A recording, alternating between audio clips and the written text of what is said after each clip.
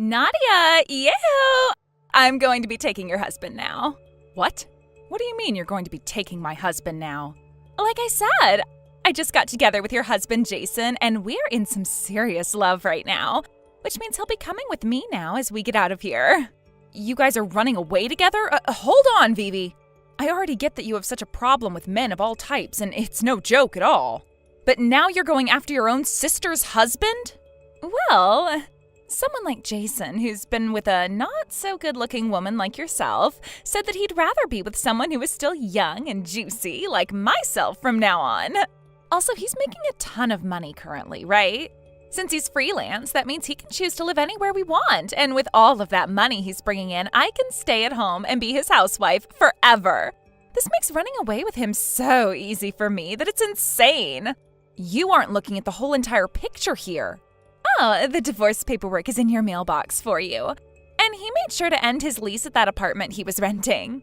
What? He ended the lease? He told me that he's going to buy all sorts of new things, so things like his furniture and clothing can all be thrown out if you'd like to do that. This is all way too one-sided and crazy. Bye-bye! Hey, Vivi!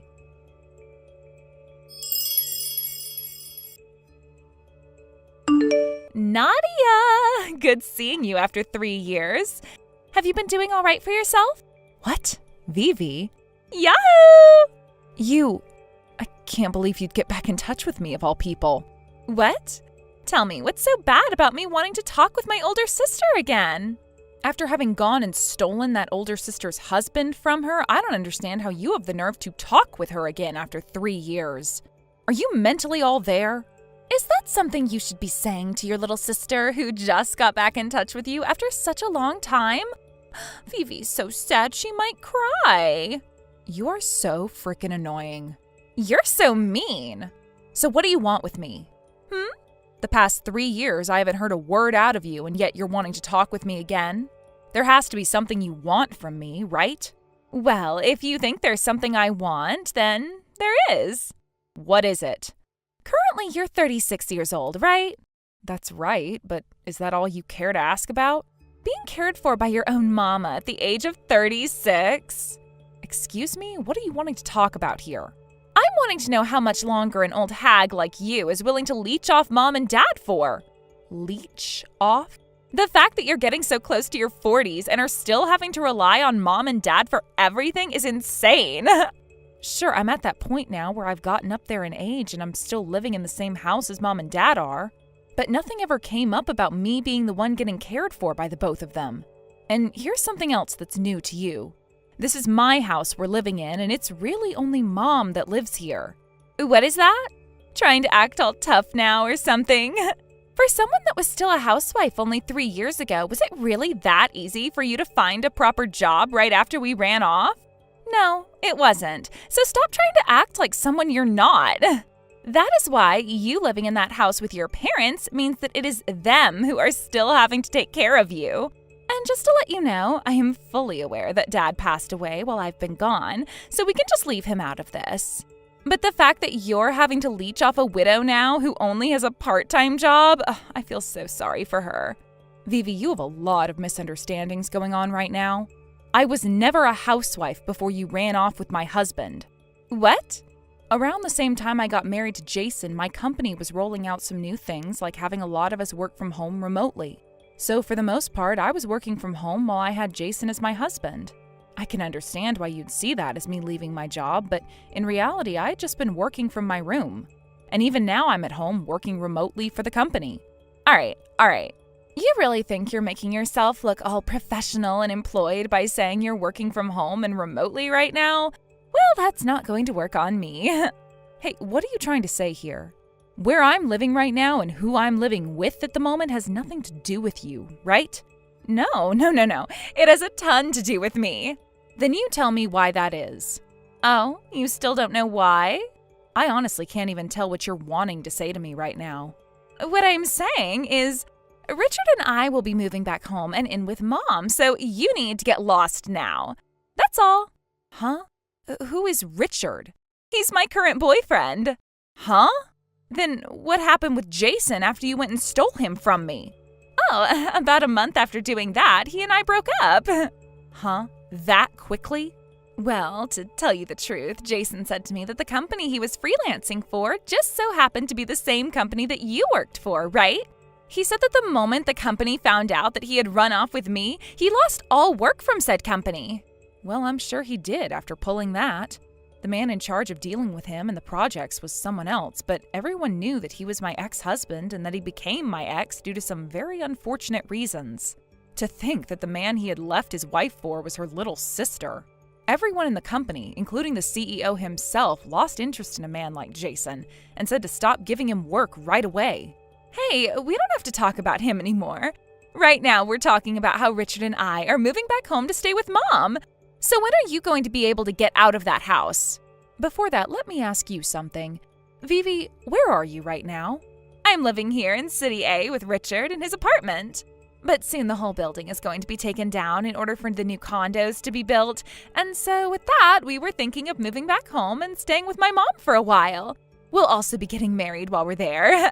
That's the plan that the both of us came up with. And after getting in touch with a friend of mine still living in that neighborhood, they told me that you are still living back home with Mom. Nadia, you're in my way right now, so please get out. And when did you talk with that friend of yours? 2 months ago or so. 2 months ago. I see, so you still have no clue then. About what? Right now I'm over in Europe with my husband living together.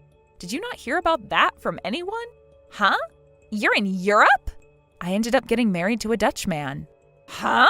While here in the US, he told me that he was going to have to head back to the Netherlands, and so we got married and I went with him. And Mom made sure to come along as well. What the heck? That kind of a lie is way too easy for me to figure out. Why do you think I'm lying to you right now? Because you were never able to speak Dutch in the past. I don't even think you had any interest in Europe before, so you really expect me to believe that you're living over there now? No way, no way. Did you know that before my divorce from Jason, I was taking classes for both Dutch and German? What? After you had taken Jason away from me and left me with a shattered heart and all, I started to take an even deeper liking in Europe and in the Dutch as a whole. Mom then started to come along with me, and we went from being terrible at foreign languages to learning 2 in under 2 years. And that's why we're now able to thrive over here with no issues at all. And if you're wondering who my husband was, well, he was my Dutch and German teacher. Huh? So this is the kind of fantasy world that you 40-year-old hags come up with when you've been forever alone. Scary. I'll be coming back home next Saturday, so I need you out of that house by then.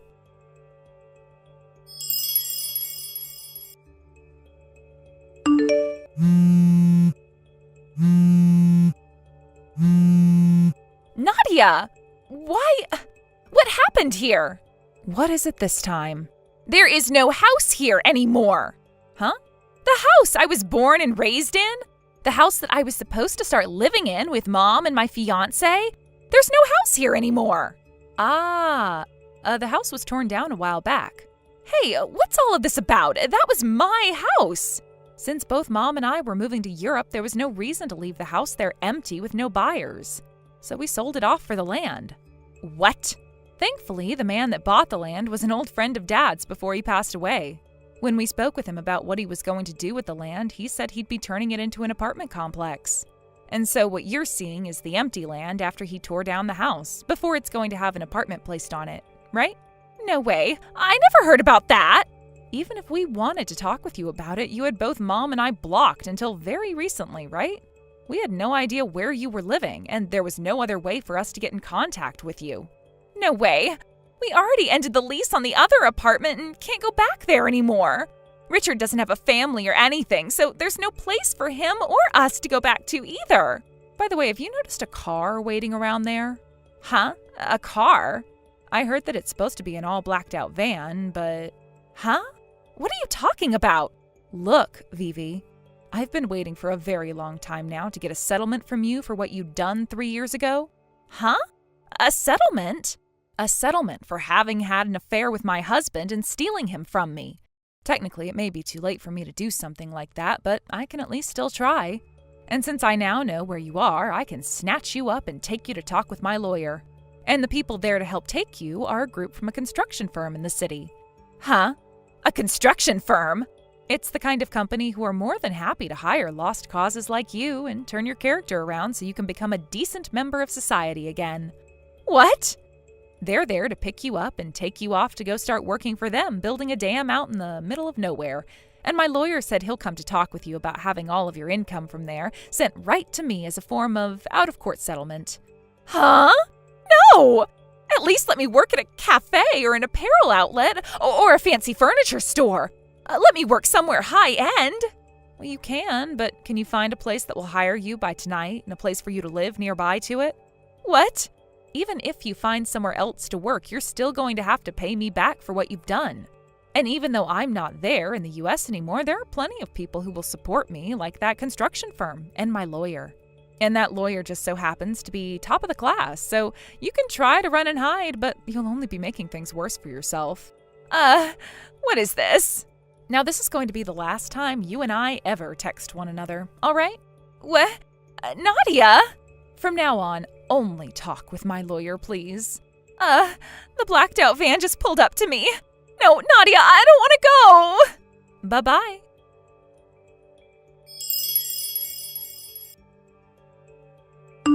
I didn't tell my younger sister, but it turns out that her ex-husband Jason is also working for a construction firm at a different location. Apparently, when they got divorced, my parents had to cover the alimony costs, and Jason is currently repaying them for his wages at that job. Just the other day, I reached out to him to discuss the situation with my sister, and that's when he told me about his employment. Naturally, my immediate thought was, well, if Jason's working there, then why not get my foolish sister involved too? As for my sister's now ex-boyfriend, Richard, he seems to have only come along with her because she told him to. Once they arrived at that chaotic situation, their relationship ended right there on the spot. I can't say I'm surprised, given how things had been going between them. Richard was clearly never the type to handle pressure well, and my sister, well, she certainly isn't known for choosing her partners wisely. I guess it was just a matter of time before things fell apart. So, there you have it. My sister ended up securing food, clothing, and shelter in the most unexpected way. It's almost comical when you think about it. However, despite her newfound situation, she still managed to leave me a voicemail saying, "I'm so tired. I'm scared, Nadia," with a hint of desperation in her voice. Just as the message was wrapping up, I could hear a tough-sounding woman yelling in the background, "Quit slacking off, will ya?" And then the message abruptly ended. I had to chuckle a little bit when I heard that because, knowing my sister, she's probably getting exactly what she deserves. After years of being lazy and making poor life choices, she's finally in a situation where she has no choice but to work hard under someone's strict supervision. To be honest, it's probably the best thing that could have happened to her. Still, it's not easy to completely shake the feeling of concern when you hear your own sister sounding so exhausted and frightened. I know she's been through a lot, but at the same time, her tendency to make bad decisions has led her down this path. It's hard to feel too sympathetic when you remember all the chaos she's caused over the years. I suppose the fact that she ended up working in such a strict environment is some form of poetic justice. After all, she's spent most of her life avoiding responsibility, bouncing from one ill-fated relationship to another, and somehow managing to escape the consequences of her actions. But now she's finally in a place where she can't run from her problems. She has to face them head on, with no easy way out. Maybe, just maybe, this will be the turning point she needs to grow up and take some responsibility for her life.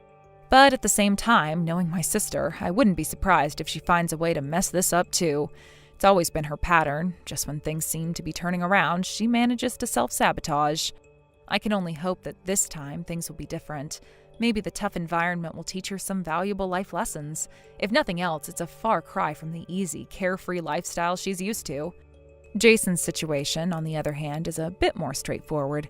He's working hard to repay the money my parents covered for him during the divorce, and from what I hear, he's managing to stay on track with his payments. I suppose that's something, at least. It's not like he has much of a choice, though. He's stuck in that job until the debt is paid off, and there's no telling how long that will take. I can't say I have much sympathy for him either, considering everything that happened during their marriage. In the end, both Jason and my sister ended up in places they never expected. Life has a funny way of turning out like that. The two of them thought they could coast by on poor decisions and avoid the consequences, but reality eventually caught up with them. Now they're both stuck in their respective situations, learning the hard way that there are no shortcuts in life.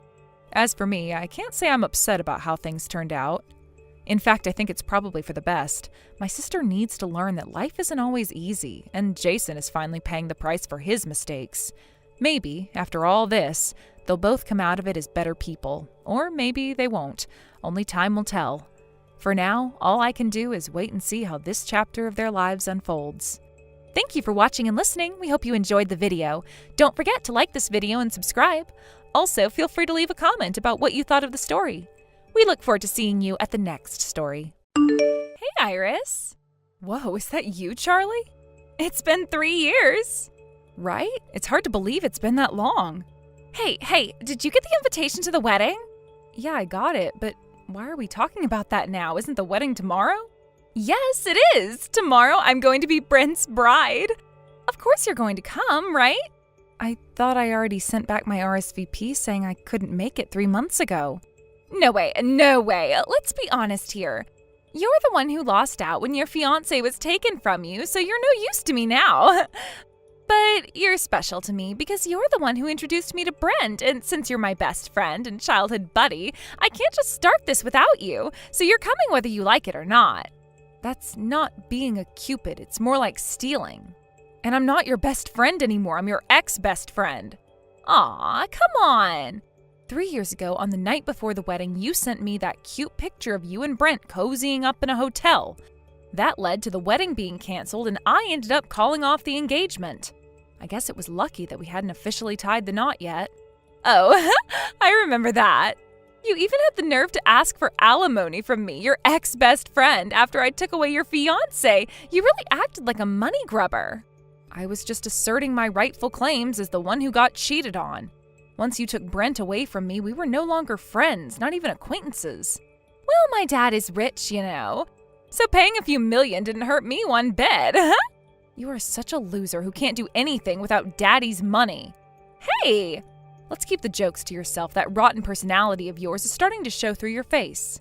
That's harsh. Anyway, I'm definitely not coming. So it's forced participation for you. You're going to witness our happiness, and I am dragging you along if I have to. Do you even know where I live now? At my parents' house, right? I heard you went back home after losing Brent, all in shock from being stolen from me. That's old news. Huh? Isn't it?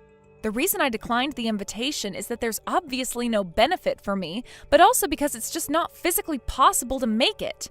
Physically impossible? I mean, sure, that means you're far away, but you could just take a bus or a plane. There's no way I can make it now. Why not? I'm in some country across the ocean. You're overseas? What does that even mean? Right after the engagement was called off, I received orders for overseas deployment, so I'm living here now. Oh, and the invitation you sent reached my parents' house, so I had my mom send back my RSVP saying I can't make it. So there's no way I can be back in time for the wedding tomorrow. It's just not physically or geographically possible. What? Well, that's that. So, bye-bye. Wait just a minute. Come on, don't hang up on me. You're really not coming? I told you I can't. I really want you to be there. I mean, I didn't think you'd actually be able to come because of all that drama, but now that I know you're not in town, what if I help arrange your travel? You think that's possible with such short notice? I don't know. I'll figure something out. You really don't get it, do you? I'm literally on the other side of the world. I can't just hop on a plane last minute. Why not? Because it's not just a quick flight. It involves time zones, layovers, everything. You know how travel works. I get that, but it's your best friend's wedding. Ex-best friend. Fine, but still. I really want you to come. I can't start this new chapter without you there. You've been part of my life for so long. We're still friends, right? I mean, we were until you took my fiancé. Come on, that was 3 years ago. And it still stings. You don't just forget something like that. Okay, but what if I apologize? I didn't mean for things to turn out that way. Oh, really? Because it seemed pretty intentional at the time. You know, I was young and stupid. I was confused and I just got caught up in the moment. Maybe, but that doesn't change the fact that it hurt me. I get it, but now I'm trying to move on and start fresh. I want to celebrate with my closest people, and that includes you. You say that, but what do you expect me to do? Fly back just because you want to have a celebration? Yes, exactly. Come on, you know how important this is to me. I know, but you could have thought about that before you went and stole Brent. I'm not asking you to forgive me. I'm just asking you to be there for me now. This isn't about me forgiving you. This is about you facing the consequences of your actions. Well, I can't change the past, and neither can you. Can we move on from it? Not a chance.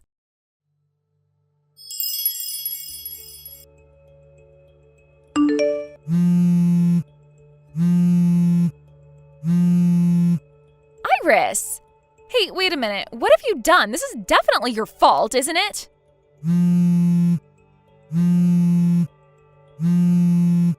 What? Aren't you in the middle of a wedding right now? Do you have time to be making calls? What the hell? You set me and Brent up, and now you're playing dumb? What are you talking about? Did something happen at the wedding? Stop pretending like you don't know. No, seriously, I really don't know what's going on. You need to explain what happened before I can respond to anything. You're being so obvious. Just explain already. If you don't, I'll block you right now. Come on. So, the guests. My side of the wedding. All of them were my ex-boyfriends and current boyfriends. Huh? On Brent's side, it was all his ex-girlfriends and their current partners. What?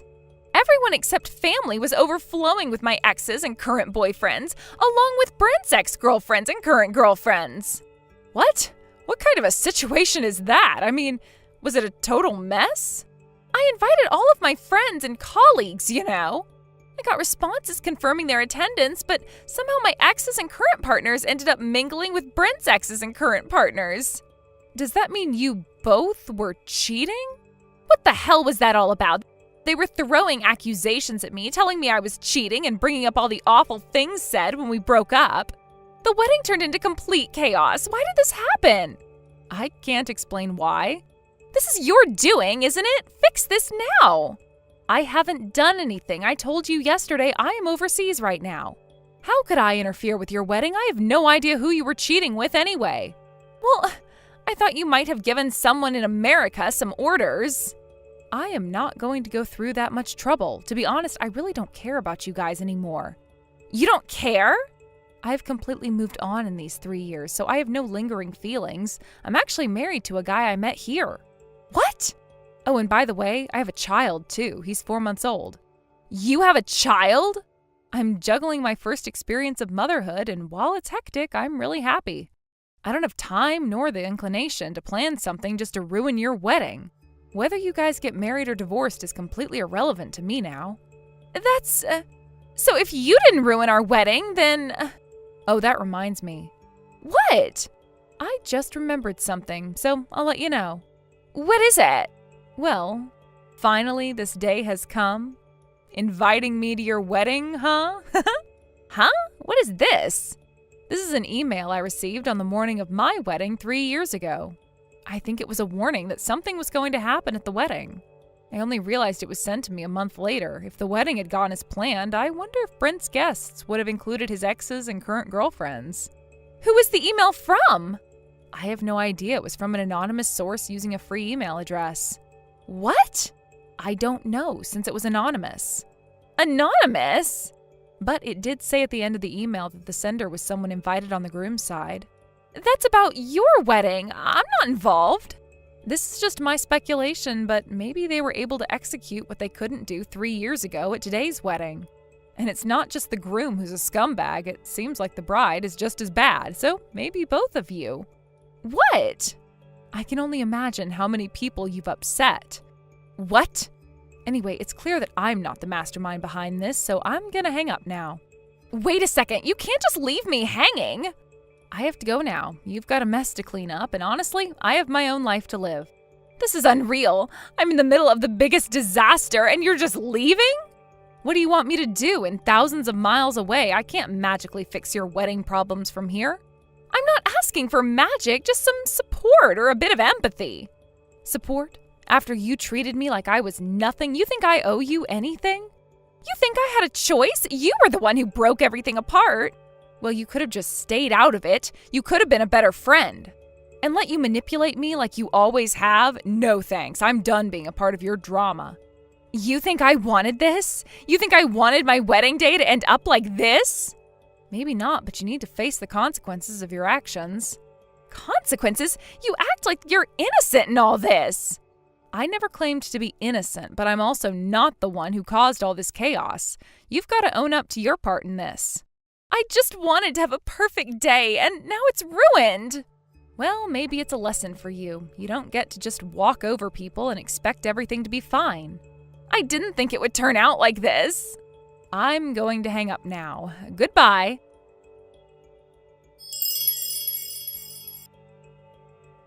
Iris?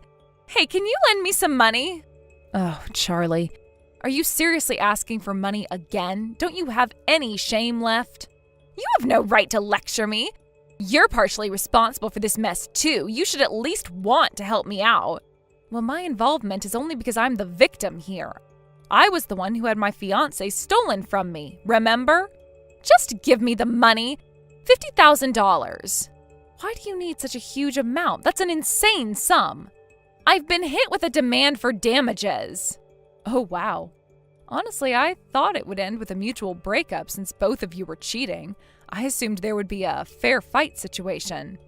But the one asking for damages isn't Brent. There are actually other parties involved. I need to split the wedding costs with Brent, and with some other expenses piling up, I'm short on cash. No matter how much I scrape together, I'm still $50,000 short. This time Brent won't help me out. My parents have already told me I can't come crying to them again, not after what happened 3 years ago. So I have no one to turn to. Who exactly is asking you for this money? It's my ex's wife or fiancé, and also my current boyfriend's wife. Wait, what? You were involved with your ex-boyfriend and your current boyfriend? And they both had partners while you were with them? Well, actually, I had received demands for money during these 3 years as well. But when I ignored them and just tried to avoid the situation, they showed up at my wedding. My parents and relatives found out about everything. So besides your boyfriend Army, even their wives and fiancés crashed your wedding? It seems like the anonymous email you received was probably from one of them. You know, the one you told me about. I see. This is entirely your fault. You really dug your own grave here. How can you say that? I mean, I wasn't the only one involved. I mean, really? I've heard you've been like this since high school. What? I went to a different high school in another area, so I didn't know at the time. But I heard that while you were at your school, you were quite infamous among your classmates. You were known for swapping partners, especially among guys from neighboring schools. Apparently, during your 3 years of high school, you went through a large number of boyfriends and were considered a homewrecker and a dangerous person. You probably started pursuing married men or engaged ones back then without realizing the weight of your actions and the responsibilities that come with them. You seem completely unaware of how bad that is. Honestly, it's pretty pathetic. You might just be the worst of the worst. That's cruel. You really didn't have to go that far. I mean, we're talking about my life here. Then stop contacting me. What? Your constant pleas for money are annoying. Besides, I don't have any money to lend to the world's worst homewrecker. Iris, we've been childhood friends. We shared so many memories, and you're just going to throw that away? Former friends. Okay, don't pretend to be close only when it's convenient for you. You can't just come back into my life asking for favors when you've treated relationships like this. Iris! You are so annoying. Goodbye. This is the last time I want to hear from you like this. Wait, don't just hang up. I'm in a really tight spot here. Can't you understand that? Understand? How can I understand when you're the one who's put yourself in this situation time and time again? You brought this upon yourself. But you used to be supportive. What happened to that? Supportive? Being supportive doesn't mean enabling bad behavior. I can't just stand by and watch you spiral down into this mess without saying anything. I know I made mistakes, but can't you help me this one time? I promise I'll pay you back as soon as I can. You always say that, yet here we are again. Why should I believe you now? You've burned me before. Come on, Iris. We've known each other since we were kids. Can't you show a little compassion? Compassion? You're asking for a lot when you've treated people like they're disposable. Your relationships aren't just casual flings. They affect others deeply. I get it. I made mistakes, okay? But can't you see that I'm trying to fix things? I don't want to be this person anymore. Well, it's a little late for that, don't you think? You've already caused a lot of pain, not just to me, but to many others. You need to face the consequences of your actions. Now I'm going to stop texting you. Everything you're saying is starting to give me a headache, so goodbye forever. Wait, Iris!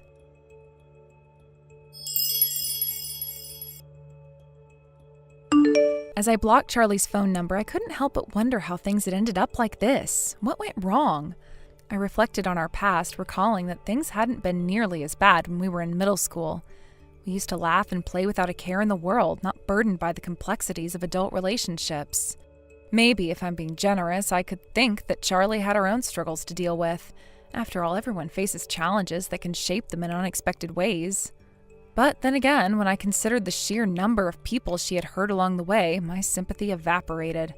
It's just too much. I learned that she's now working herself to the bone to repay her debts, sacrificing her weekends and holidays just to make ends meet. That's the kind of reality she's facing, and frankly, I don't feel bad for her. She made her choices, and now she has to deal with the consequences. And it seems I'm not alone in my thoughts about her. I've heard that Brent is in a similar situation. Apparently, after my overseas assignment, a sort of support group is formed, something akin to a Charlie and Brent Victims Association. This tells me that the two of them have hurt so many people that there's now a collective of those who have been affected by their actions. Isn't it wild? Just when you think people can't surprise you anymore, they do. It's astonishing how two individuals could cause such widespread pain, and now they're being scrutinized by this group of former friends and partners. They've created their own little world of hurt, and now they have to live in it. From what I've gathered, it sounds like Charlie and Brent are being regularly monitored by the collective. It sounds like a constant reminder of their past actions haunting them at every turn. Can you imagine living like that? Knowing that people are watching your every move, waiting for you to mess up again, it must be exhausting. For them, the idea of living a normal life seems far-fetched at this point. I doubt they'll ever be able to lead a life free of the shadow of their past mistakes. Who knows how long it will take for them to truly learn from this experience? Will they ever change, or are they doomed to repeat the same patterns, dragging others into their chaos? I think about how their decisions have affected not just themselves, but also everyone around them. Relationships, friendships, and trust have been shattered. People's lives have been irrevocably altered because of the choices Charlie and Brent made. It's not just about them anymore, it's about everyone they've impacted along the way. And here I am, trying to move forward with my own life, and yet I can't shake off the remnants of our shared past. It's difficult to disentangle myself from the memories and experiences we once shared, even as I try to focus on my own future. I wonder if I'll ever fully escape the ghost of that time, or if it will linger like a shadow, always reminding me of the mistakes made by others. But I know I have to keep pushing forward. I can't allow myself to get caught up in their drama. They've made their bed, and now they have to lie in it. I owe it to myself to find happiness and stability, free from the burden of their actions. In a way, it feels liberating to cut ties with Charlie. Blocking her number was a small yet significant act of reclaiming my life. It's a reminder that I have the power to choose who I let into my world. I refuse to be a part of her ongoing saga of chaos. It's time to refocus on my own happiness. I want to surround myself with people who uplift me and respect the boundaries of our relationships. Life is too short to be entangled in the web of someone else's mistakes. I reflect on the friendships that matter most to me now, those built on trust, loyalty, and mutual respect. I remind myself of the people who have been there for me through thick and thin, who lift me up instead of dragging me down. Those are the relationships I need to nurture. As I ponder all this, I realize how important it is to learn from these experiences. I don't want to become bitter or jaded because of what Charlie and Brent have done. Instead, I want to grow from this and become a stronger and more compassionate person. I want to be someone who helps others rather than harms them, someone who understands the weight of their actions and chooses to lift others up instead of bringing them down. It's a long road ahead, but I'm determined to keep moving forward, one step at a time. I won't let the actions of others dictate my future. I refuse to allow their drama to seep into my life any longer. I deserve better, and so do you. We all deserve to find joy and fulfillment in our lives, free from the shadows of those who have wronged us. So, here's to new beginnings. Here's to forging new paths and creating a future that reflects who I truly am. I'll embrace the lessons learned and use them to guide my choices from here on out. I won't forget the past, but I will use it as a stepping stone towards a brighter tomorrow. And maybe, just maybe, I can be a source of light for others who have faced similar struggles. I can be the friend who listens and supports without judgment. I can be the one who chooses to be better, not bitter. Thank you for watching and listening. We hope you enjoyed the video. Don't forget to like this video and subscribe. Also, feel free to leave a comment about what you thought of the story. We look forward to seeing you at the next story. Dad, what the hell is going on? Is it true that you asked Mom for a divorce? She just told me that you ambushed her with papers this morning. What on earth were you thinking? You owe her and I an explanation. Well, Emily, sadly, it's true. Your mother and I are getting a divorce. And if you're on her side, then I guess I'll have to cut you off as well. What the hell? You are crazy. First of all, I am asking you why. How could I take sides when I don't even know why you are doing this? Please explain. I guess your mother hasn't told you anything then. No, she hasn't. Do you know why? It's because she doesn't know why you are suddenly asking for a divorce. All she knows is that you had these papers prepared and brought it up out of the blue. It sounded like Mom really had no clue this was coming. Dad, come on, talk to me. I thought you guys were doing well. Has something happened since I left town? I haven't been home enough to understand your relationship with her these days. Huh? Did she actually say that? Say what? That she doesn't have any idea why I'm divorcing her? Because if she doesn't understand why, then she has a serious problem. Huh? What is that supposed to mean? Just tell me what it is, Dad. You know what? No. I'm not going to just hand out reasons for free. She should really think about it herself. If she can't figure out why I'm doing this, then she needs to get some kind of help. Come on, Dad. You're being ridiculous. We can't move things forward if you're the only person who knows what is going on. I'm doing this for her, Emily. Don't you see it's not going to help her if everyone keeps babying her? She's a grown woman. She needs to reflect on the things she's done. Anyway, I'm just about to kick her out of the house. That should give her plenty of motivation and time to think about her actions. What? Dad, you told her about the divorce just this morning. You can't do that. There's no need to be cruel to her. Besides, it's getting late. Just let her sleep in my room or something, please. No, I'm not gonna go easy on her. She's put herself in this situation. I guess this is difficult to understand for a 25-year-old girl. But you need to grow up and stop being so naive too, Emily. Well, it's certainly true that I am having difficulty understanding what you're doing. Especially since you're not giving any hints. But I'm saying that it's late, and it's not safe for Mom to be wandering around the streets in the dark. She's a grown woman. I'm sure she'll be able to figure out where to stay for the night. I just don't want her in my house anymore. I'd rather be called cruel than to be sharing a roof with that greedy bitch. Don't worry, no one's going to harass an old lady anyway. Dad, I am your daughter. If you're not going to tell me what's going on, then at least have some decency not to call her names in front of me. And what the hell do you mean greedy? Does this have something to do with money? It can't be though, can it? Mom is the most frugal person on earth. Well, I guess she was doing a great job fooling all of us. I should have known who she really is on the inside. She's deceived me and you as well. Huh? Don't let her get to you, Emily. I'm telling you, your mother is full of lies.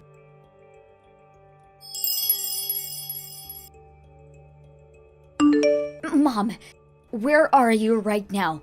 Did Dad really kick you out? Yes, he did. I was able to find a cab and just arrived at the station. I think I'm going to take your offer to stay with you tonight. If you are still okay with it, that is. Of course you can, Mom. You can stay with me for as long as you need. Thank you, sweetheart. I just entered the station. It looks like a train should be arriving soon. Is there a clinic that is still open at this hour near your apartment? I don't know of any clinics, but the hospital is near the station you get off. Why? Are you feeling ill? Well, I don't want to upset you, but I guess you will find out the second I see you. Your father hit me when he kicked me out. He did what? Where? On your face? Yes, it's not that bad, but it's a bit swollen around the eye.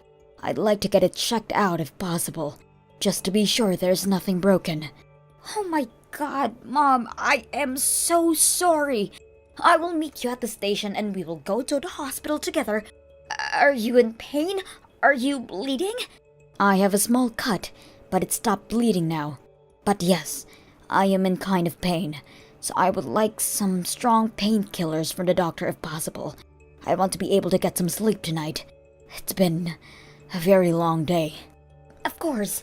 Oh, but your father took most of my cash and credit card. Thankfully, I have a debit card from my old account, but I wasn't able to stop by the ATM. Is it possible to borrow some money from you? I feel horrible asking. I'll pay you back tomorrow when I get the cash out. Mom, don't worry about anything. I got you covered. God, I can't believe he hit you. Why is this happening though? He still won't say?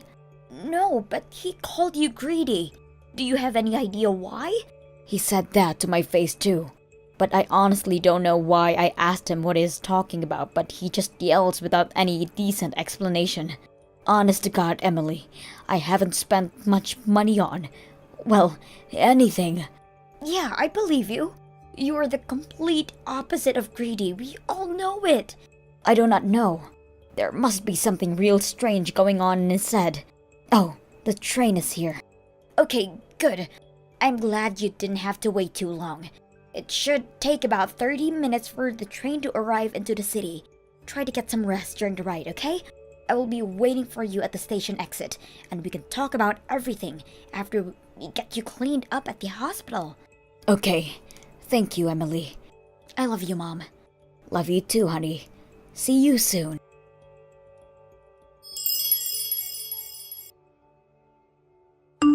Emily, has your mother contacted you? As I told you last night, you can't let that woman get to you. She's full of lies. Don't talk to her, do you understand? That is impossible, Dad. You spoke to her? Yes, of course I have. And frankly, I have no clue how you expect me to be supportive of you. I mean, Mom doesn't know why you are divorcing her. And clearly, you are not telling us what's going on. We don't know what is making you act the way you are acting right now. But hey, here's what I do know. You hit her and kicked her out of the house. So make a guess, Dad. Whose side do you think I am on now? Oh, well, I didn't mean to hit her. That was just an accident. Things got out of hand because she won't admit what she's done. Whatever. If you want me to have any sympathy for you, you better start talking. Or I am going to stop talking to you. Emily, listen to me. This is all her fault, not mine. Well, make me understand then. Fine. I wanted her to come clean about everything, but so be it. Your mother used all my savings without my permission. $100,000 gone! Can you imagine? What? 100,000? That's right. I was so shocked when I found out. All these years she was acting so frugal to gain our trust. She was probably waiting for the right moment to steal from me. So there, now you know the truth. We might be married, but I will not allow her to do such a thing. That is why I am divorcing her. I'm sorry, but your mother is a greedy thief. Okay. Why did she do it, though? Huh? Well, I mean, if you think she stole from you, you of course confirmed it with her, right? You are not just saying it's gone, right? Do you know how she spent the money? Of course I do. She bought a car. A car? What? Dad, That doesn't make any sense. She hasn't driven in years, ever since she got into that nasty accident. She only takes the cab and public transport, you know that. Yeah, that's what pisses me off. She didn't buy the car for herself. She used my money to buy her brother one. Can you believe that? You mean Uncle Bob? Well, I did see him driving a new car when I saw him last. But are you sure about that? Yes, I am. I looked it up. That car was just around $100,000. Wait, did you really check that Mom paid for it? He probably bought it himself. Bob buy a car? Not possible. That guy doesn't have that kind of money. He barely works. That fool is over 40 now, and all he does is go to the bar every day. He's a loner because no one wants a drunk like him. And the money he inherited from your grandfather is long gone. He's a loser and does not deserve that kind of a luxury car. Dad? No, you got it wrong. Uncle Bob didn't use up Grandpa's money. He put it into investment. In stocks, I think. The last I heard, he was doing pretty well with it. Stock investment? Yeah, that's what he does, you know? He's an investor. He always had multiple investments, so he knows what he is doing. Why do you think he doesn't have any money? You should know about this, Dad. Huh? He's an investor? Yes, and for the record, I have never seen him drunk. He also has a fiancée. He is getting married soon. He is nothing like you think. Oh, well. You are being totally strange. How come you're acting like you don't know any of this? Mom told you about him being engaged months ago. Have you not been listening? Did she? I don't recall anything. Of course she did. We are invited to his wedding.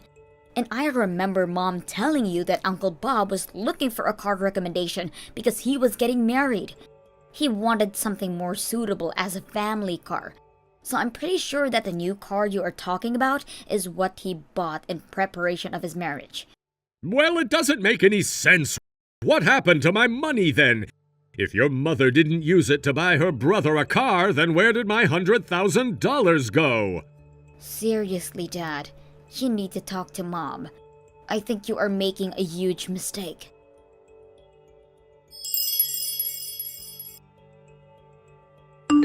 Hello, Gary. Sandra, it's you. I'm surprised to hear from you directly. Do you finally have something you'd like to say to me? Yes.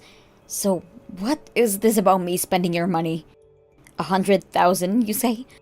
I never in my life touched anybody else's monies but mine. And the most expensive thing I bought over the years is maybe the dishwasher that was a couple of $100.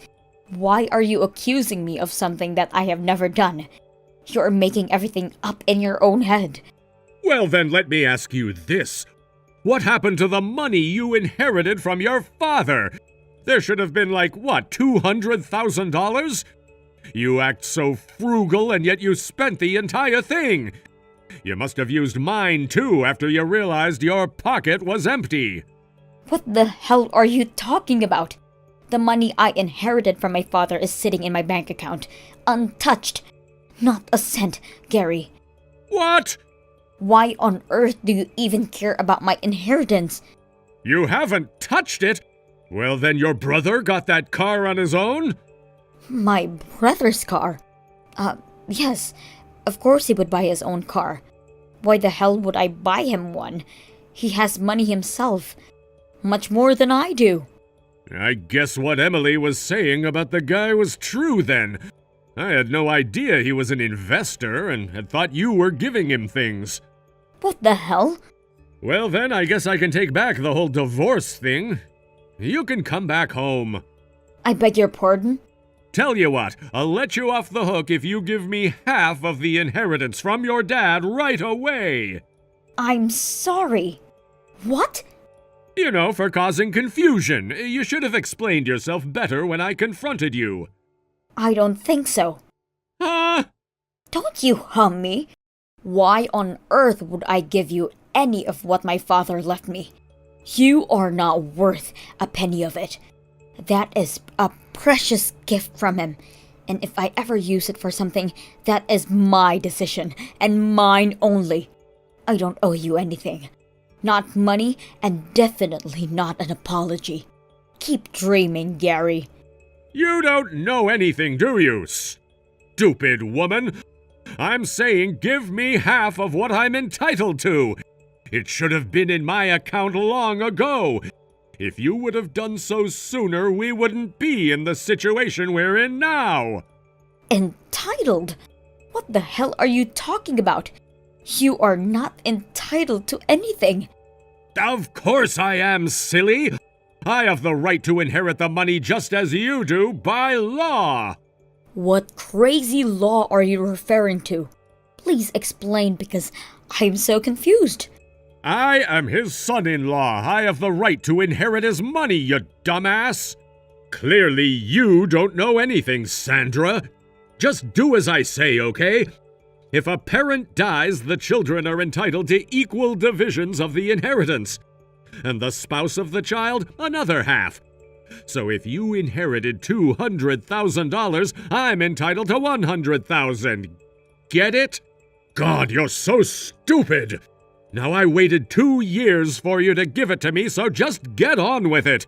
If you had done it when your dad died, none of this drama would have ever happened. This is all your fault, not mine. Oh my god. This is actually funny.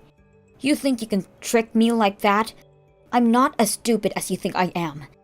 And the spouse of the child, another half? Don't make me laugh. Maybe in Garyland, but not in this country, honey. What? I'm not tricking you, I'm just telling you the truth. Why don't you do some reading for once, Gary? The inheritance, unless otherwise stated in the sealed will, is distributed to the spouse and the children. And it stops there. No children-in-law. You are not entitled to anything, you fool. What? No, that can't be true. I heard it from a buddy at the bar. He assured me that I had as much right as you do. You believe what another drunk told you? Seriously, Gary, you are embarrassing. You are a grown man. You should have at least checked the fact if you believed him. But hey, we are all aware how you are so clumsy about finding the truth. You always believe what you want to. It's so pathetic. Get a grip. I don't believe you. You're the one trying to trick me. You know what? I am divorcing you after all. Even if what you're saying is true, you just proved that you are, in fact, greedy. I supported you all these years, and you won't even give me my share. I can't stay with someone like you. You had your chance to make things right with me. Well, baby, it's gone now. Our marriage is over. That is not a problem for me, dear. In fact, I have already signed the papers and sent them to my lawyer, who should have been discussing it with your lawyer as we speak. I'm sure yours will be contacting you very shortly. Well, smarty pants, you just watch what happens. I've hired a well-known divorce attorney. He's going to squeeze everything out of you. Whatever, Gary. Whatever. All we are going to do is see you making an embarrassment out of your own stupidity. Bye.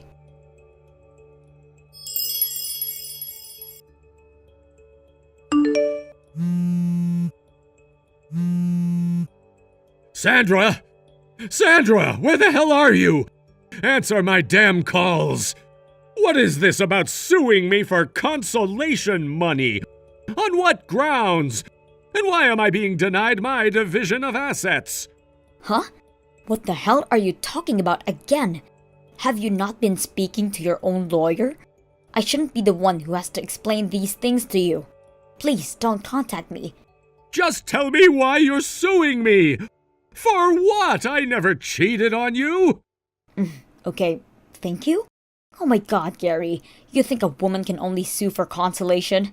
Money if the man cheats, don't you? How could you been so blind that you are this dumb? Well, what then? You don't have anything on me! Of course I do. You assaulted me, remember? I have medical records from when you beat me before kicking me out of the house. On top of that, you spread stupid rumors among my family and friends about me using your non-existing money. You really did yourself a favor, just adding reasons for me to sue you, Gary. You know I can actually get you arrested for assaulting me, right? Arrest? You can't do that! Yes, I certainly can. But you wouldn't do that to me! I am your husband! You mean nothing to me, Gary. But no, I won't, at least for now. And that is simply for the sake of Emily. Because I don't want her to become the daughter of a convicted criminal. So if you agree to pay me what I have asked for, then I will promise not to report you to the police. If you want to keep fighting, then God knows that I will decide in the upcoming days. Do you understand what I am saying? Well, what about the division of assets? As long as I get the equal share of what you have, I can pay you from that. What? You are such a dreamer. What do you mean? I might not be eligible for your father's inheritance, but I'm certainly eligible to the division of our assets from while we were married. No. Inherited money is considered separate property if kept in individual accounts or not used for marital expenses. Too bad, Gary. As I have not been telling you repeatedly, you are not entitled to anything. What? I'm sure your lawyer is going to fill you in on the rest. Make sure you listen carefully. Clearly, you haven't been doing so up to this point. I am tired of having to explain things from you. Wait, Sandra! No, I'm not waiting. Please! Listen, I don't have any money! I won't survive if I have to pay you anything! You don't want me wandering around the streets, do you? I'm Emily's daddy!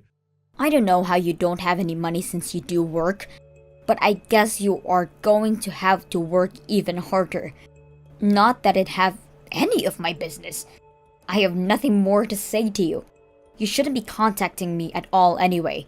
From here on, please talk to me through your lawyer, like you should have been in the first place. Goodbye. I am locking you now.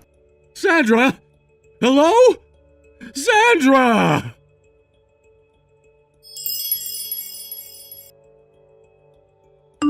My mother and I were left in shock after the whole thing, for not realizing how dumb and ignorant my father was all these years. We heard through my mother's divorce lawyer that the lawyer on the other end, too, was having a very hard time with my father, because his level of understanding of the whole situation was extremely poor, and he required extensive instructions on what to do, or not to do. Even though they were on opposite sides, my mother felt terrible for making my father's lawyer go through his stupidity. Having no grounds for winning any of my mother's inheritance, and with solid proof of his abuse, not only did Mom keep all her money, but the court also ruled that she received the consolation money she asked for, leaving my father in debt. It turned out that the pathetic man didn't have much money left in his account, because he used all up on luxury items he never needed in the first place, assuming he was going to win money from the divorce. He now cries his sorry bum every night, alone in the filthy old apartment he can barely afford. Matt, listen, I know this is right after the wedding, but I'm going to live separately. I've thought about this a lot today, and I think it would be the best option for you and I for a little while. Oh, and about the living expenses, I'll need $3,500 a month. That should be fine, right? Huh? Carla, what's going on? We literally just got married. The ceremony ended barely an hour ago. We still have the reception to attend, and now you're suddenly announcing you want to live separately? I'm sorry, but could we save all of this for later after we've celebrated today with all of our family and friends? Well, you see, I'm actually feeling a bit queasy. Queasy? What do you mean? Yeah, it started right around the end of the ceremony. I think it's morning sickness. I talked to Smith just a little while ago when we crossed paths, and he suggested that I should take some time off work and move straight into maternity leave. Wait, Smith said that? What's going on here? I thought we were in this together. Why are you suddenly making decisions like this without talking to me first? Don't get me wrong, I wasn't planning on dropping this on you, but the nausea hit me hard and Smith was there. He thought it would be best if I took it easy for now. I've decided I'm not going into work tomorrow. I'll let my employer know later about officially starting maternity leave. And about tonight's reception, I can't handle it. It's all on you now, okay? I'm heading back to my parents' place. Oh, one more thing. Could you submit our marriage registration at the ward office by yourself? I'm really sorry to ask, but I'm not feeling up to it. Fine, but, don't you think this is a bit extreme? Saying you want to live separately and then throwing out a number like $3,500 a month for living expenses? It feels excessive.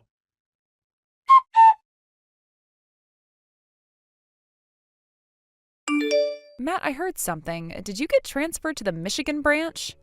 Wait, who told you that? Well, I got a message from a coworker I'm close to. They were worried and reached out to let me know. That's odd. I just got the transfer order an hour ago. I haven't even told anyone outside the company yet. I was planning to tell you first. Oh, I guess my coworker got word somehow and wanted to check in on me. I'm sorry if it seemed like I jumped the gun. All right. Anyway, yeah, it's true. I've been reassigned. And I'll admit the timing is something else. It's almost like the universe knew we'd end up living apart the moment we got married. What do you mean by that? Come on, Carla, think about it. We rushed the wedding because we found out you were pregnant, right?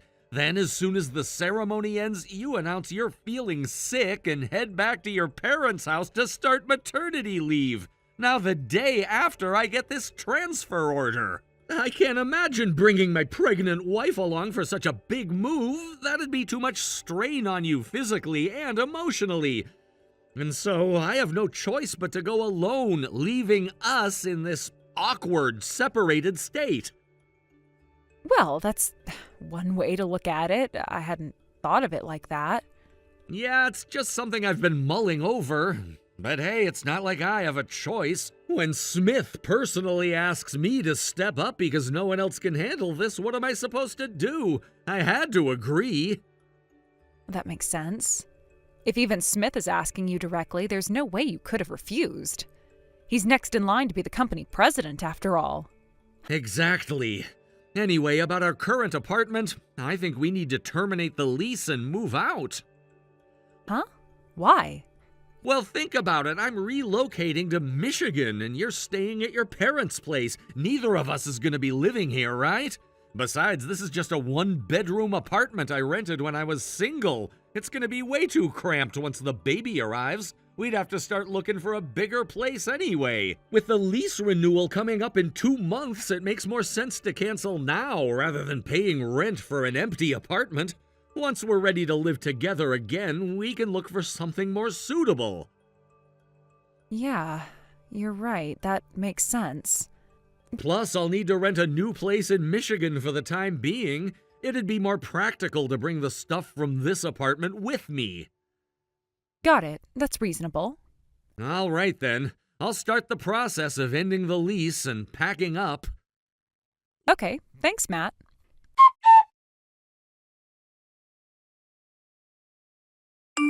Wow, that was one whirlwind of a move! Don't laugh about it. For me, this was nothing short of a battlefield. I know, man. I want to cheer you up, but honestly, I don't even know what to say to my best friend when he's going through something like this, so cut me some slack here, okay? What's that supposed to mean? No, seriously, I mean it. Still, thanks for sticking by me. Of course. So what's the plan now? How are you gonna handle this mess? First things first, I need to gather evidence. Figures, I get it. Honestly, that blurry photo I snapped in the heat of the moment probably doesn't hold up as solid proof. If only I'd been quick enough to record their damning conversation instead. Sorry about that. No, it's not your fault. If anything, you gave me a crucial lead about their scheme. I wouldn't have realized they were planning to get me out of the picture with this phony transfer.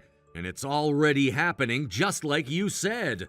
Oh, by the way, my wife's friend happens to be a lawyer. She's also got connections with a private investigator. They even do online consultations. Want me to hook you up? For real? Please do. All right, I'll pass your number along to her. She'll get in touch with you soon. Thanks, man. I owe you.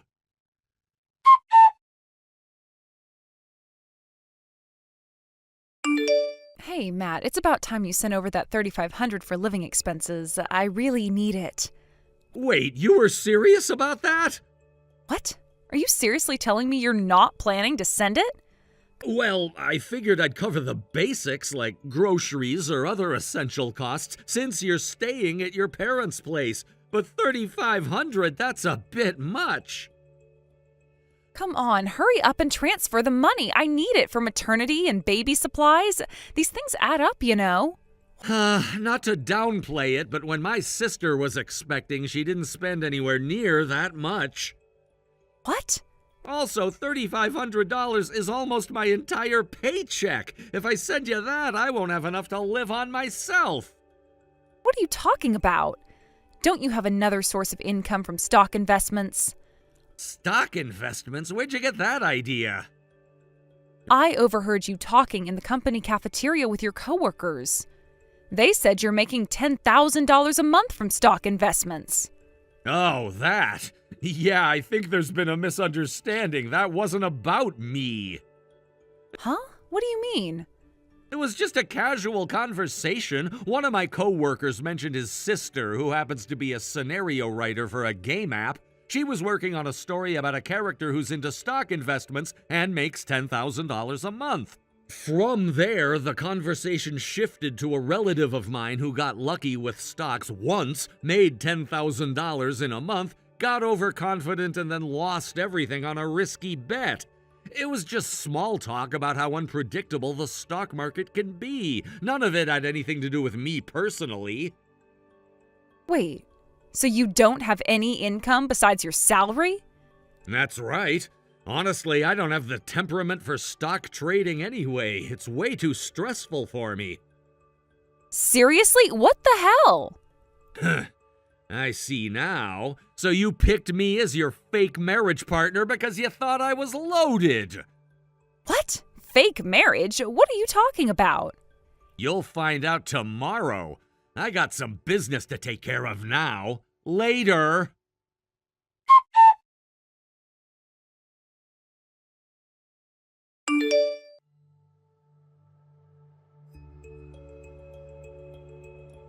Hey, what is the meaning of this?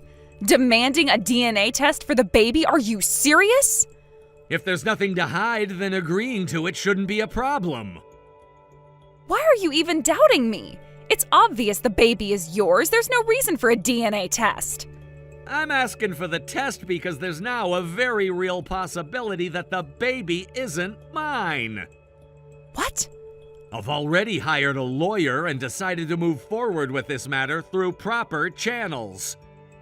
A lawyer? The fact that a lawyer took on my case means I'm not being unreasonable or making baseless accusations. What are you saying? Your affair with Smith has come to light. That's not true. That's not all. Smith is a married man and his wife just happens to be the daughter of our company's CEO. That connection is likely the only reason Smith is still the next in line for the CEO position, but now his actions have jeopardized that position. It's also clear that to protect his status, Smith likely conspired with you to pin the baby, which is probably his, on me. Not to mention, you both apparently thought I was some kind of stock market wizard rolling in money, so you tried to squeeze $3,500 a month out of me, all while using me as a convenient excuse to cover for your little rendezvous. Hold on. How did this even come out? I thought everything was fine. We even went through with the wedding. I was sure there was no way we'd get caught. Someone saw you and Smith getting cozy in a corner right after the wedding reception ended. What? They also snapped a photo, even if it's a little blurry, and they overheard enough of your conversation to realize you two were scheming to pass the baby off as mine. After that, I spent the last month, while we were separated, collecting evidence through a private investigator, consulting with my lawyer about paternity tests, and figuring out the next steps for filing a lawsuit. All of this on top of adjusting to a new job in my transfer location. Let's just say it's been a busy month.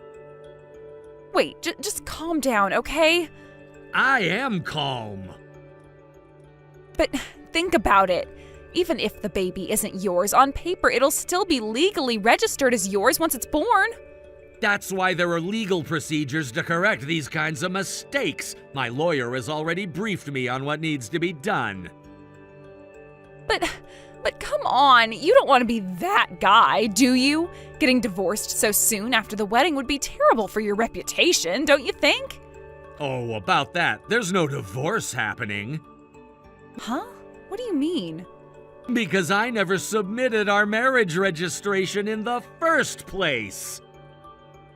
What? You didn't file it? Why? Because your affair came to light right before I could submit it. Naturally, I put it on hold. No way. Oh, and by the way, our families already know. So does Smith's wife and her father, the CEO. You told them? Did you seriously think I could resolve all this without telling them? Oh no. Oh, this is the worst.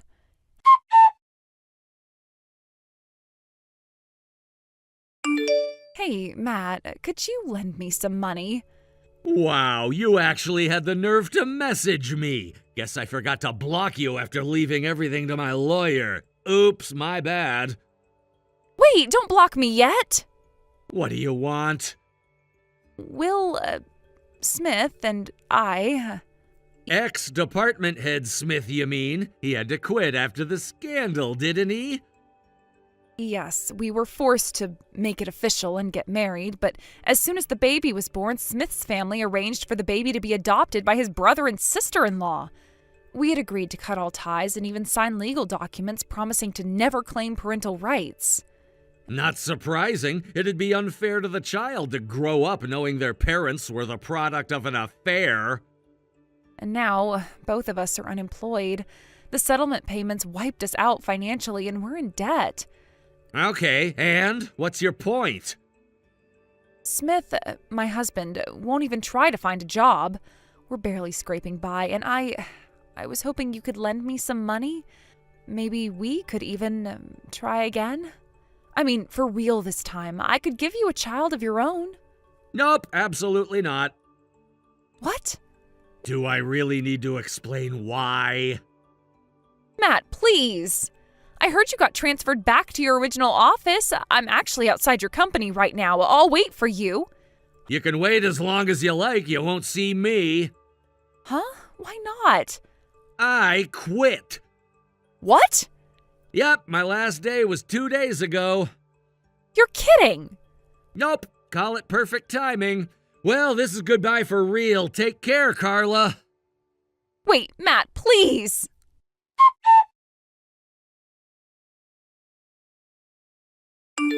At this point, it seemed that Carla had been lingering in front of the company for over an hour, walking back and forth, seemingly lost in her own thoughts.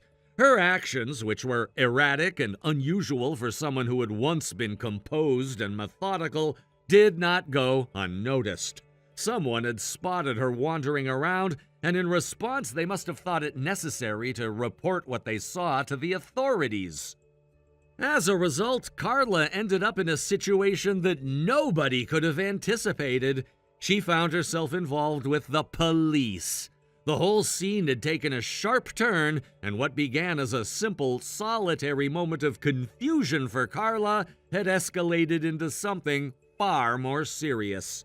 The discovery of Carla's unusual behavior triggered a series of events that no one could have foreseen.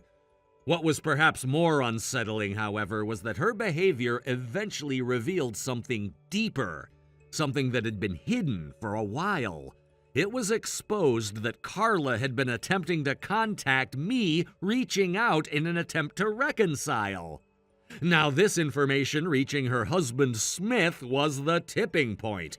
As if the situation wasn't already volatile enough, Smith's reaction was explosive. In a fit of fury and disbelief, he confronted Carla, and their confrontation quickly spiraled out of control. The argument between them grew increasingly heated, and before long, things escalated into a chaotic and dangerous exchange.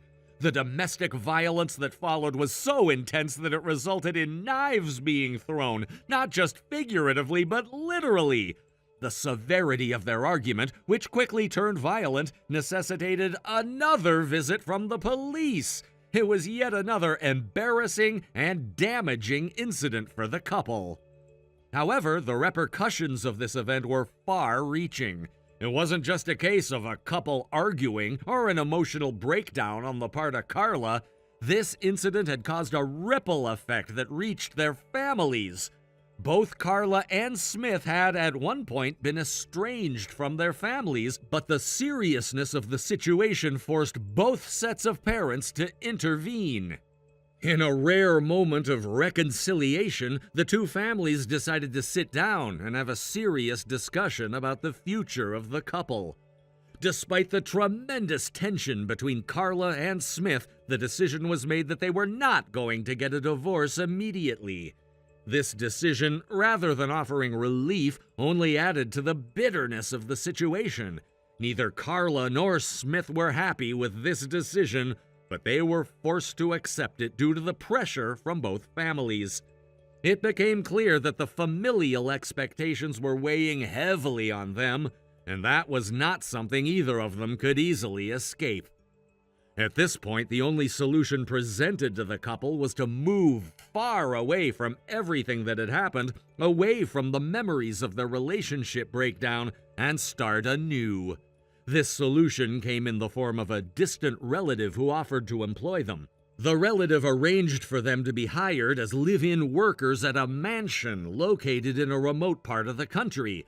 This offer was not made out of kindness, but rather as a way to distance Carla and Smith from their prior lives, and presumably to give both of them away to avoid further scandal. The idea was that this job would be a fresh start, a clean slate, away from the toxic environment they had created for themselves. However, the reality of their new life in the mansion was far from what they had imagined. The mansion's owner was a man of considerable wealth and influence, but he was also someone whose personality could only be described as deeply eccentric and, in many ways, inflexible. His strictness bordered on obsessive, and he ran the household with a level of rigidity that could only be described as extreme. It became apparent that the mansion was no sanctuary for Carla and Smith, but a prison. Every day they were subjected to a level of surveillance that was uncomfortable and invasive. No part of their day went unnoticed. They were constantly watched, monitored at all times, from the moment they woke up to the moment they went to sleep. This unyielding surveillance created a sense of constant tension in the air. There was always the feeling that someone was watching, judging, and waiting for the slightest mistake. It was a constant reminder of the lack of control they had over their own lives. In this strange, oppressive environment, Carla and Smith's physical and mental health began to deteriorate. They were expected to work without any real breaks, performing tasks that were both physically demanding and emotionally draining. The mansion, with its high ceilings and cold, imposing walls, felt like a fortress rather than a home. The work they were given was grueling, and it never seemed to end. No matter how much they did, it never felt like enough. The owner's expectations were unreasonably high, and his temperament was unforgiving. If they made even the smallest mistake, it would be met with harsh reprimands or worse. Their lives had become one long, never-ending cycle of work and anxiety. There was no room for personal reflection or relaxation. The idea of taking a break, even for a moment, seemed like a luxury they could no longer afford. The constant pressure began to weigh heavily on both Carla and Smith. Over time, they found it increasingly difficult to maintain any semblance of emotional connection with each other. The stress and the strain of their new life was simply too much. The couple that had once fought for a second chance at love now found themselves distant, their connection eroding as the days went by. The mansion, with its imposing owner and constant surveillance, was like a pressure cooker, with Carla and Smith stuck in the middle, slowly being crushed by the weight of their situation. It wasn't just the physical exhaustion of the work that drained them, but the psychological toll of always being watched. There was no privacy, no moments of solitude where they could simply be themselves. Every action was under scrutiny, and every word they spoke was carefully monitored. This kind of constant surveillance wore away at their sense of identity, leaving them feeling more like servants than human beings. Over time, it became clear that the mansion was not a place of healing or redemption. Instead, it was a place where both Carla and Smith were being broken down, piece by piece. They were no longer the people they had once been. Their former dreams, ambitions, and desires had been replaced by a desperate need to simply survive. Every day was a struggle to endure, to make it through another set of tasks, to avoid making any mistakes that might bring down the wrath of the mansion owner. They had become shells of their former selves, trapped in a life they hadn't chosen, their futures uncertain. As the weeks turned into months, the toll of this lifestyle became even more apparent. Carla and Smith were no longer able to communicate effectively, their relationship fraying at the edges. There was no time to rebuild the bond they had once shared. They were just two people working side by side, going through the motions without any real connection. The mansion owner's constant surveillance had drained them of their energy, leaving them physically weak and emotionally exhausted. The emotional scars of their troubled past had been further deepened by the oppressive atmosphere of the mansion. What had started as a chance for a new beginning had turned into an extended nightmare. At this point, Carla and Smith were no longer even attempting to reconcile their differences. The idea of rebuilding their relationship seemed too distant, too unattainable. They were simply existing, getting by, and hoping that someday, somehow, things would improve. But the longer they stayed at the mansion, the more unlikely that seemed. The oppressive environment had completely crushed their spirits, leaving them questioning whether they would ever be able to escape. The dream of a fresh start had turned into a reality far darker than they had ever imagined. They could only hope that one day they would find a way out, but for now, the mansion was their life. And as long as they remained under the watchful eye of the owner, they would never truly be free. Thank you for watching. Please subscribe and hit the like button. See you next time.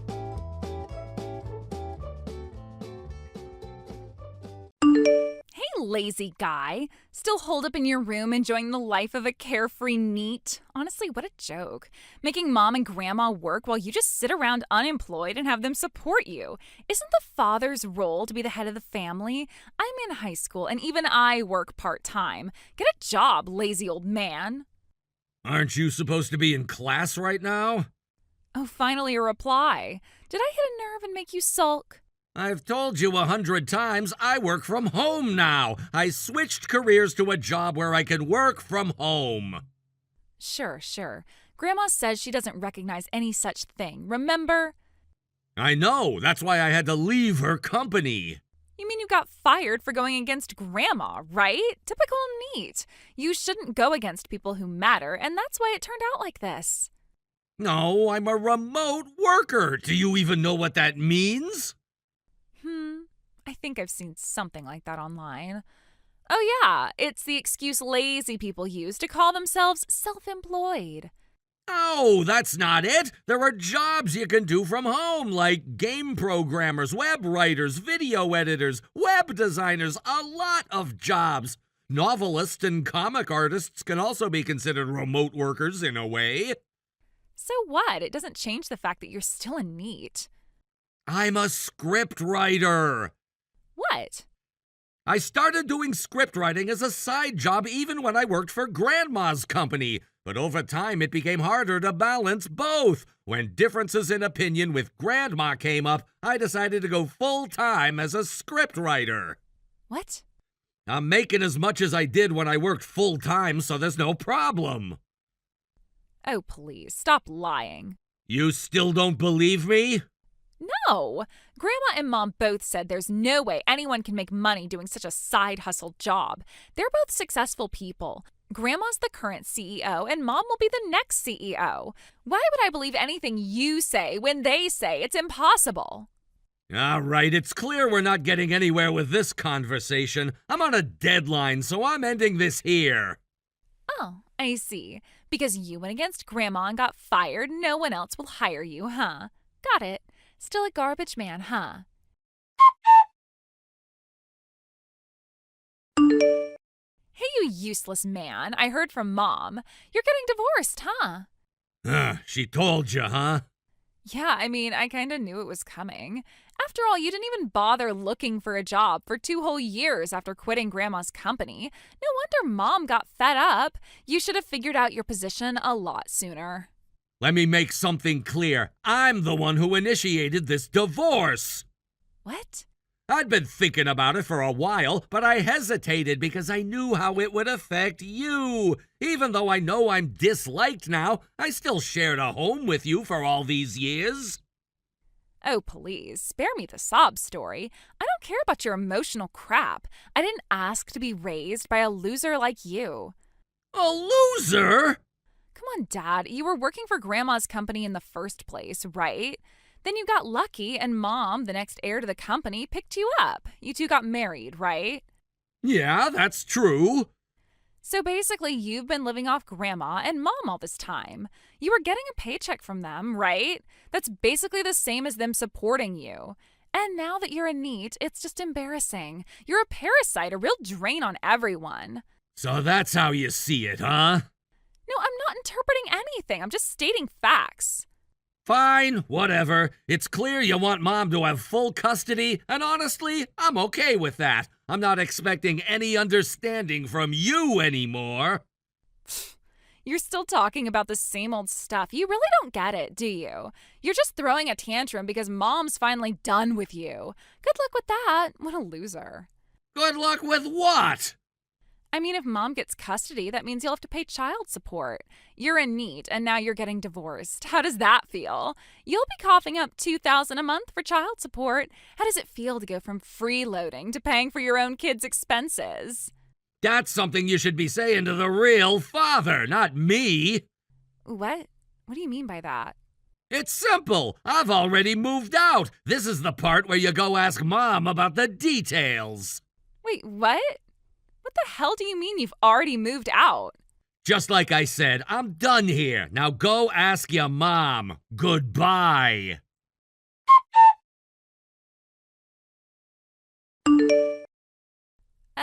Hey, I need to ask you something. Dad? It's been a while since I've heard you call me that. Hey, just tell me, is what you said the other day true? The other day? About my real father and that thing you mentioned? Oh, didn't Mom tell you?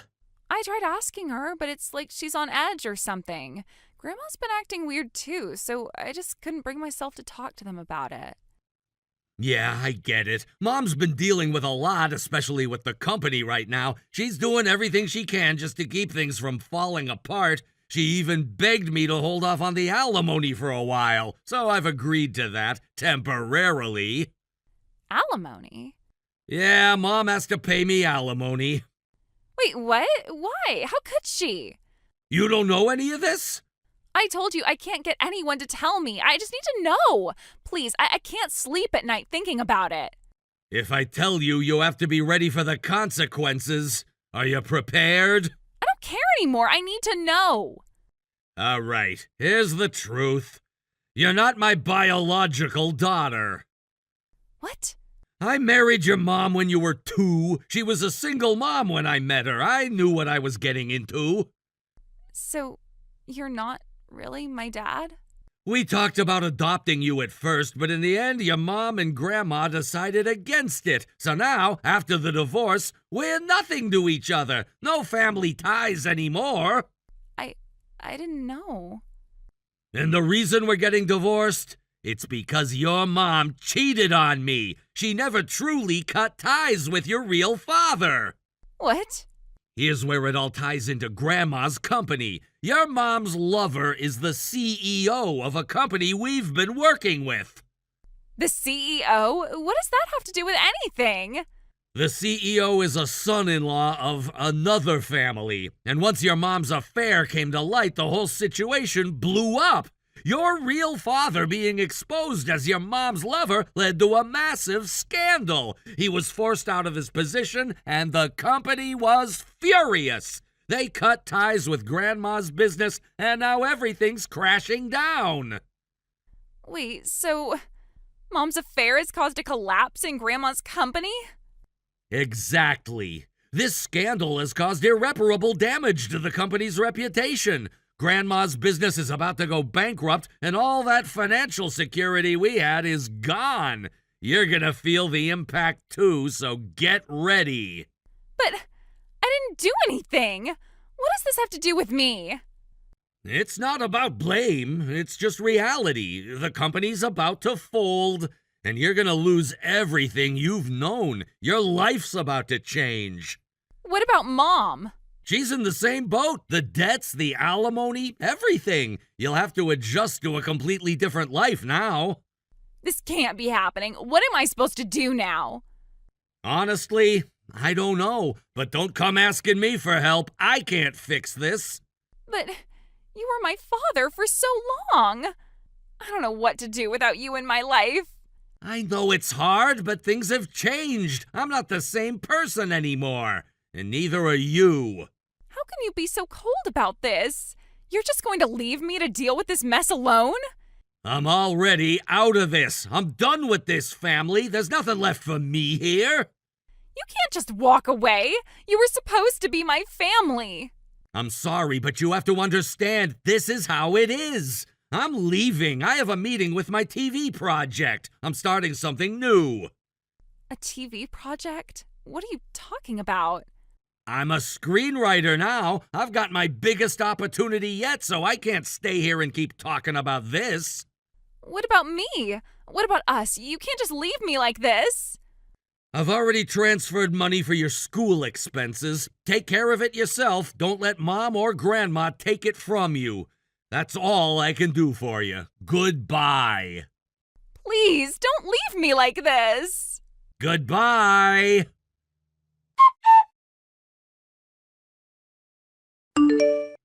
After everything that had happened, the calls from my ex-daughter kept coming, one after the other. It felt like they'd never stop. At first I thought I might pick up, maybe hear her out, but then I realized that it wasn't fair to keep her hopes up. It wasn't right to give her the illusion that things could go back to how they were before. So I blocked her number. It was the only way to make sure she stopped contacting me. And as painful as it was, I knew it was the only thing that could help her move on and accept the situation. Soon after, the news came that my ex-mother-in-law's company had gone bankrupt. It was almost as if everything that had been set in motion was unraveling.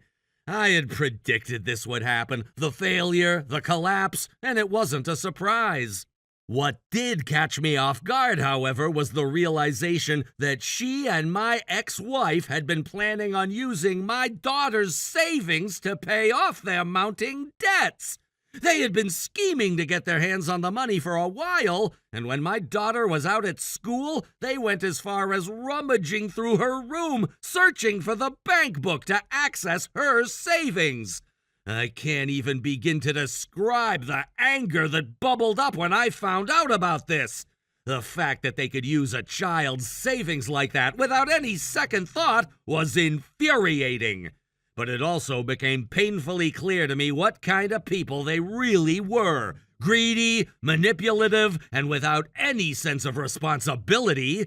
They had put my daughter in a position where she had to take care of them instead of the other way around. When my daughter realized the extent of what had been happening, she finally understood the situation she was in. It was a harsh lesson to learn, but it was also a turning point for her. She had always been naive, believing that her family had her best interests at heart. But when she found out what they had been doing, how they had been using her, she took action. She took the bank book that had always been with her, clutched it tightly, and fled. She didn't hesitate. She didn't look back. My daughter ran to her grandmother's house, the only place she could think of for safety. It was there that she sought help, hoping to find refuge from the chaos that had been her life for so long. Thankfully, her grandmother took her in. She didn't turn her away, even though things had been strained between them. My daughter was allowed to stay there until she graduated from high school, a lifeline she didn't expect but desperately needed. The relief I felt when I heard from my ex-sister-in-law through my daughter that she was safe and apologetic was a mix of emotions. I was glad that my daughter had made it out, that she was finally able to escape the grasp of the people who tried to control her. But at the same time, I couldn't shake the feeling of sadness and regret. My ex-daughter had been placed in a position where she had no choice but to grow up too quickly. She had to see things she shouldn't have, deal with situations that no child should have to face. And yet, despite everything, she still had the courage to reach out and apologize. It wasn't a full reconciliation, but it was a sign that she was finally starting to understand the world around her. It wasn't long after that I learned more about what had been going on in their lives. My ex-wife and her mother had been planning for this moment for a while, slowly sinking deeper into debt while pretending everything was fine. They had convinced themselves that they could keep up appearances for just a little longer, but when the company went under, it all came crashing down. The facade was shattered, and the consequences were inescapable. I also found out that my ex-wife had tried to manipulate my daughter into helping pay off their debts. It was the ultimate betrayal, trying to use her own child's savings to cover their mistakes. My daughter, though young and still struggling with the reality of it all, saw through their lies. She realized what had been happening behind her back, and it made her realize just how much she had been taken for granted. After everything she had gone through, after the emotional abuse and manipulation, my daughter finally took control of her life. She took the bank book and she left. That was a powerful moment, one that I hoped she would never forget. It was a sign of her strength, of her resilience. For the first time in her life, she was standing up for herself. The fallout from the bankruptcy wasn't just financial. The emotional damage was just as significant. My ex-wife and her mother were left to pick up the pieces, but they had no one to turn to. They had alienated everyone in their lives with their greed and manipulation. When they tried to make amends, it was too late. No one trusted them anymore. As for my daughter, she had a long road ahead of her, but I felt a sense of relief knowing that she was no longer under their control.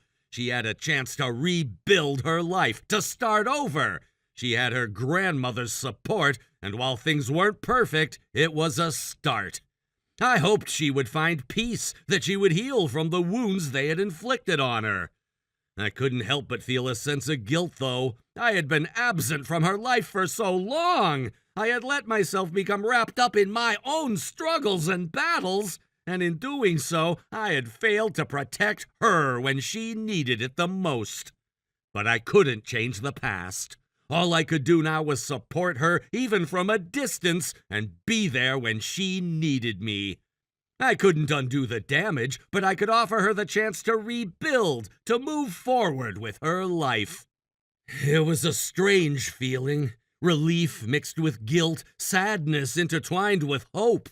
My daughter's apology had been a step in the right direction, but it didn't erase the pain she had been through. It didn't make up for the years of manipulation and betrayal, but it was a beginning. It was a sign that, despite everything, she was still capable of love, still capable of growth. And for me, that was enough. For now. As for my ex-wife and her mother, I didn't know what the future held for them. They had made their choices, and now they had to live with the consequences. But for my daughter, I hoped that the future was brighter. She deserved a life free from their control, a life where she could thrive and be herself, and I would do everything I could to help her get there. It was a painful and difficult journey, but in a way it had brought me clarity. I couldn't change what had happened, but I could choose what happened next. I could choose to move forward, to give my daughter the life she deserved. I didn't know what the future held, but I was determined to make sure she never felt like she was alone again. I would be there for her, even if it meant taking a back seat, even if it meant letting her lead her own way. That, at least, was the least I could do for her. Thank you for watching and listening. We hope you enjoyed the video. Don't forget to like this video and subscribe. Also, feel free to leave a comment about what you thought of the story. We look forward to seeing you at the next story. Thank you for watching. Please subscribe and hit the like button. See you next time.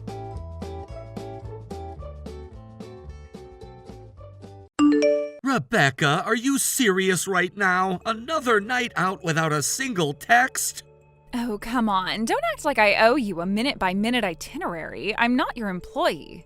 No, you're supposed to be my wife. You disappear whenever it's inconvenient, and I'm supposed to just sit here and guess? Wow, just because I didn't text doesn't mean I'm some kind of criminal. I need a break. Ever heard of that? A break from what exactly? You barely do anything around the house as it is. Excuse me? I do plenty. Just because I don't parade around with a vacuum doesn't mean I'm lazy.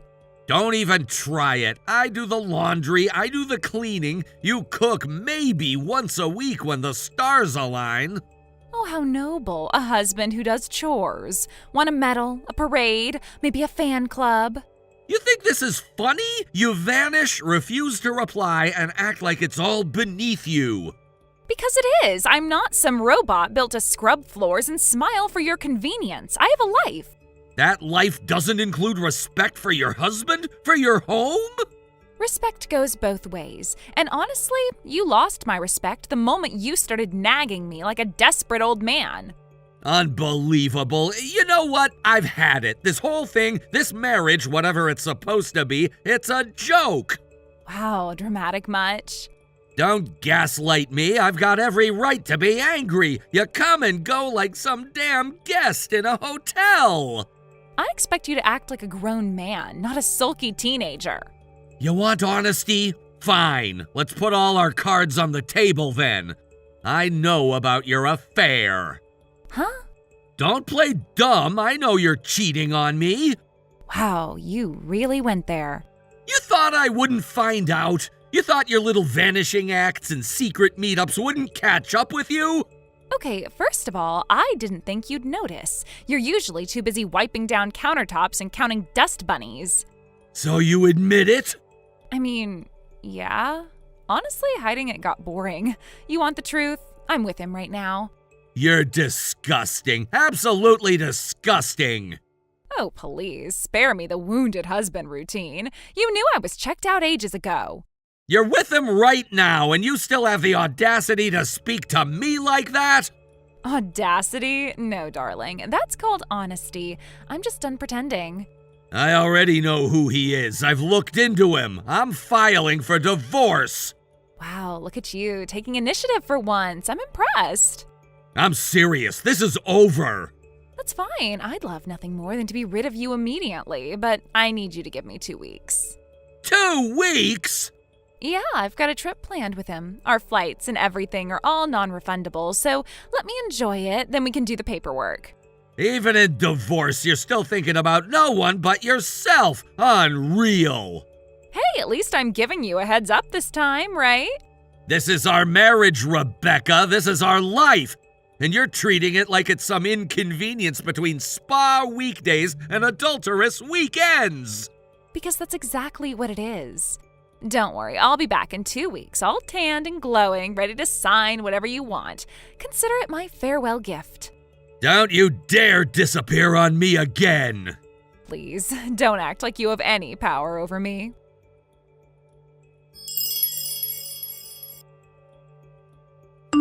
Jason, I'm sorry to bother you at work, but something terrible happened. Please, can I call?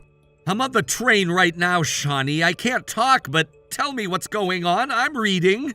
It's Mom and Dad. They were in a really bad accident. A truck ran the light and hit them at full speed. What? Oh my God, that's terrible. How are they? Are they hurt? Pretty badly, yeah. They're both unconscious right now. They were taken by ambulance to the general hospital. They rushed them straight into emergency surgery. I'm here now, and I've just been waiting for updates, and I just...